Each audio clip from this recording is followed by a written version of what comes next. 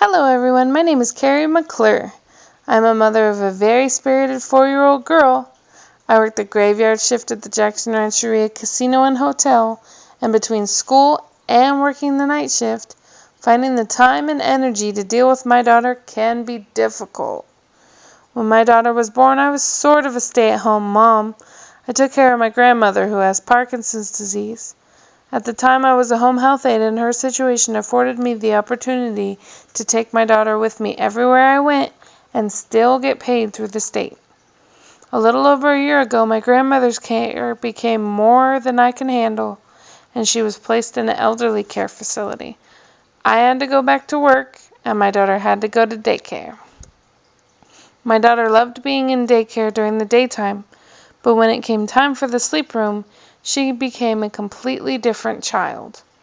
My daughter has always been happy and slept through the night by 3 months old, so the first time I received a report about my daughter terrorizing the sleep room at daycare, I was dumbfounded.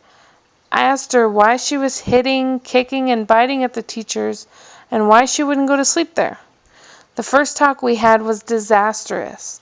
I got no real answers from her, just felt like I was leading her to whatever answers I did get.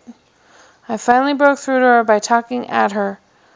I told her that I understood that it's hard when she has been sleeping in her own bed all through the night for the past 3 years, and now her routine has changed and she has to get used to being put down in an unfamiliar bed with a different routine. I also talked with her teachers about what our routine is, and even went in one night and showed the teachers what our routine looked like. This made her more relaxed and gave her teacher an idea of how to handle her outbursts in the sleep room.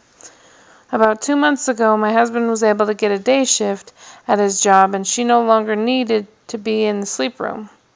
But we were able to get through this very difficult time in our lives with communication and understanding. Even with a young child, if you talk to them calmly and listen to everything they say, you'll be able to figure out any problem that they have. Thank you for listening to this podcast, and if you ever feel like hearing more stories about my daughter or about the way I cope with being a busy mom, feel free to stop in and read my blog.